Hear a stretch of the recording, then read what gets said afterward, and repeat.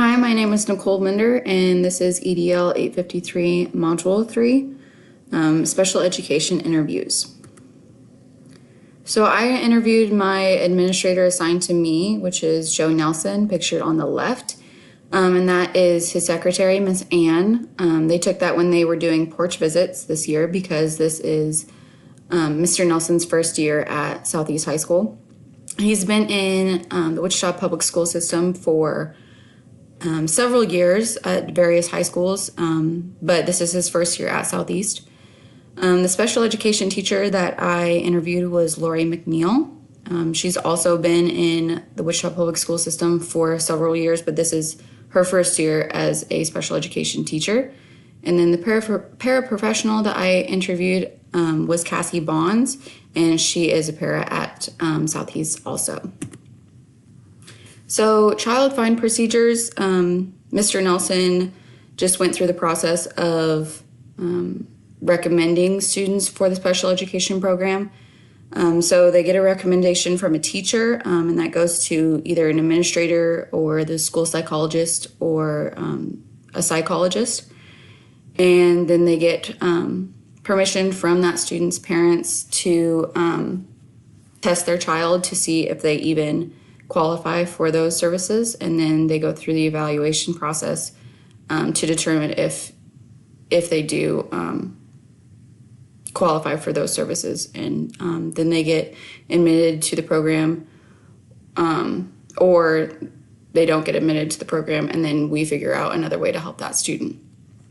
Ms. McNeil said just the notification from the administrator, she receives that, or from the psychologist or the school social worker, and then she provides the testing for those students, and then she helps analyze those findings to determine if that student is qualified to be in special education program. And then Cassie said that she can suggest to a teacher to recommend a student for testing, but other than that, she is not a part of that process. The most challenging part of their role in special education, Mr. Nelson said, knowing and following the policies and mandates. So like today, there was a fight at lunch, and one of those students involved was one of his, and that student does receive special education services. So he was talking about what he could and could not do in that situation because he did receive special education services. And they have to go through a process to see if his disability caused him to start that fight or if that had nothing to do with it. So they go through an MDR to figure that out. And then he just talked about the interventions for students, and then that there are different mandates for federal, state, and even district-wide. So just knowing all of those.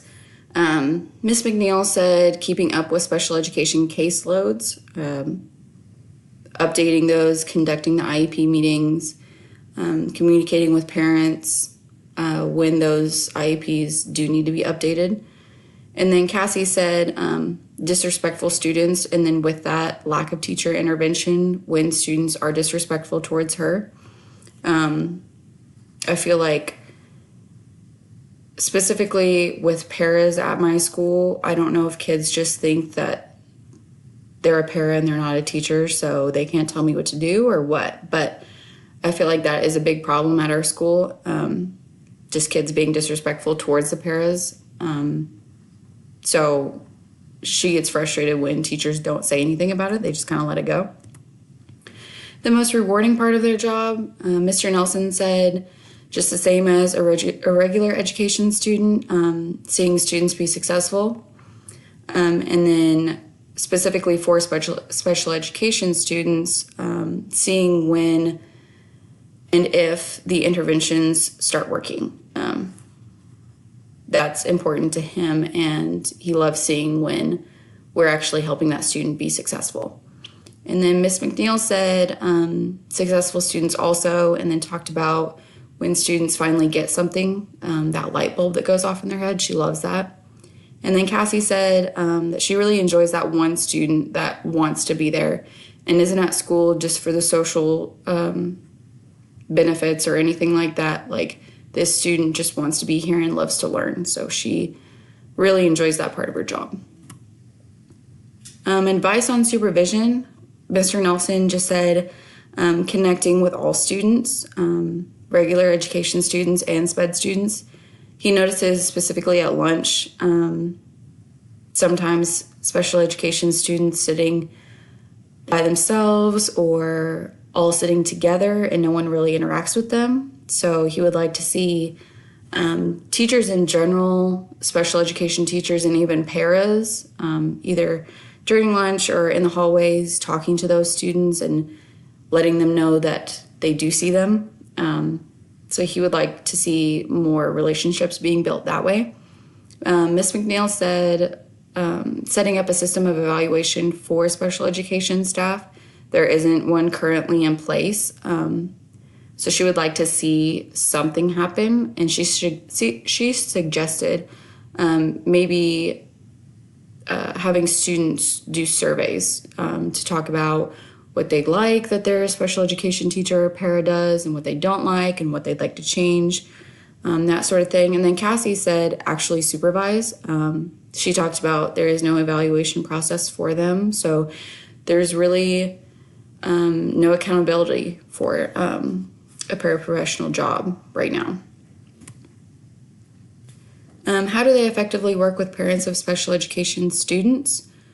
Mr. Nelson said being understanding.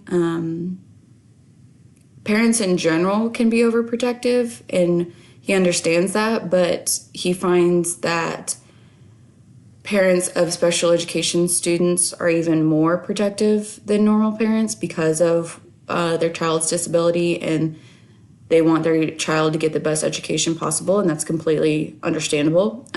So he just really thinks that it's important to be understanding of where they're coming from, and then giving respect to them and getting respect in return. If you show that you really care about their child, they're going to be more willing to work with you. Ms. McNeil said communication is key, involving parents in everything, emailing them when their student is doing positive things as much as when they are doing negative things.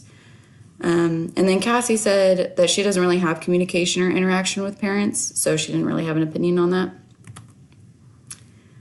Working with regular education teachers with special education students, Mr. Nelson said discussing in detail the accommodations that student needs.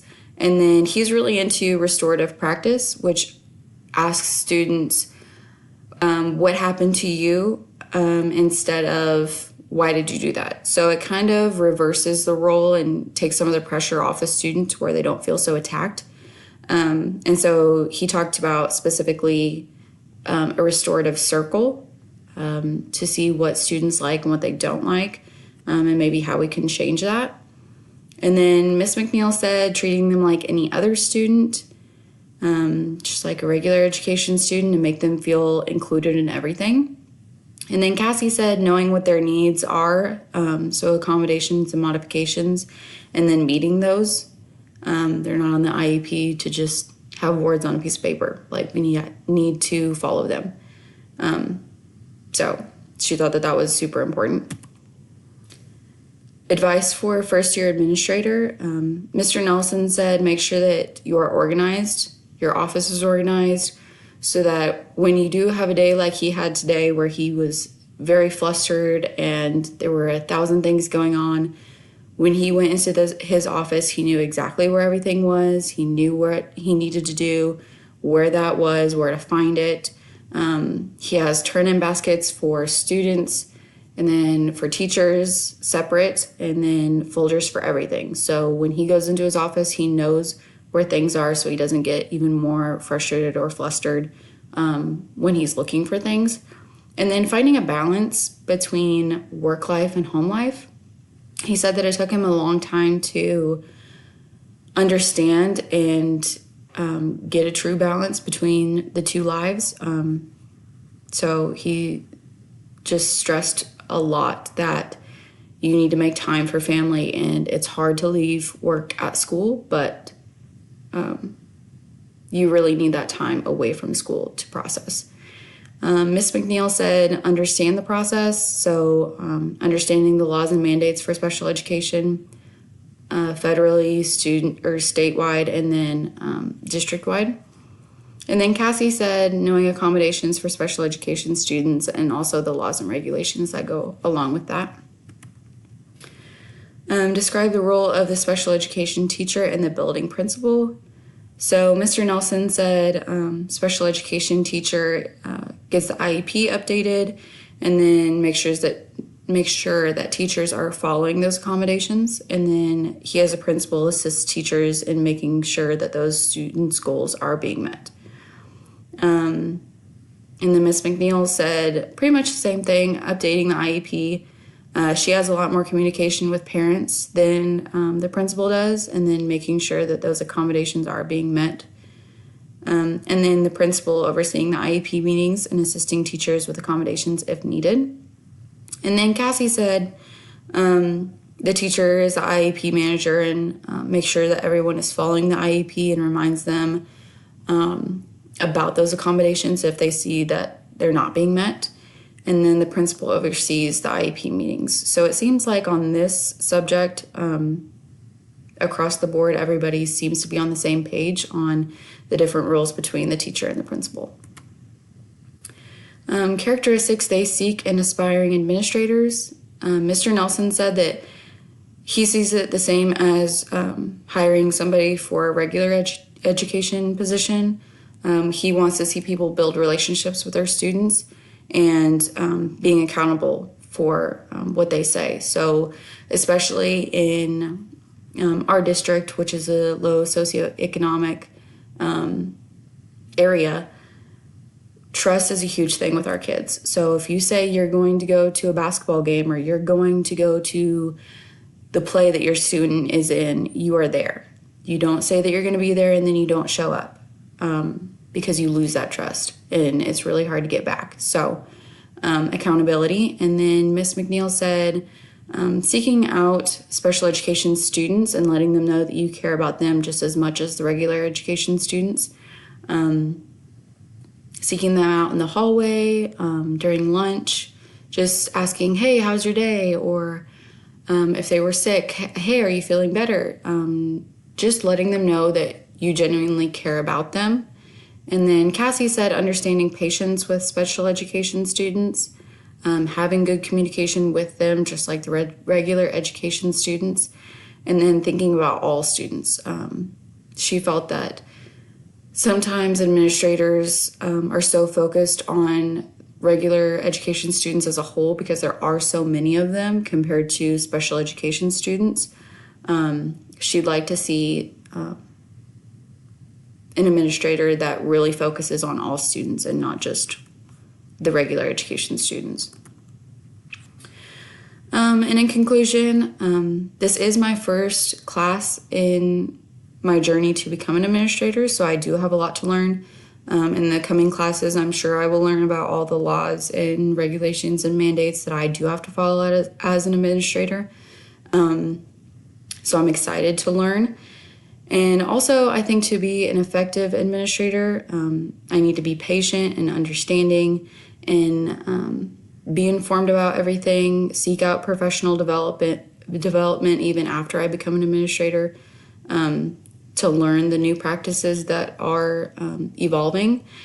And just understanding that no matter what your role in the school system or school is with the students, everybody wants the best for all the students. They all want students to be successful. So just thinking as a whole to make sure that students are successful, I think that is super important. So thank you for listening.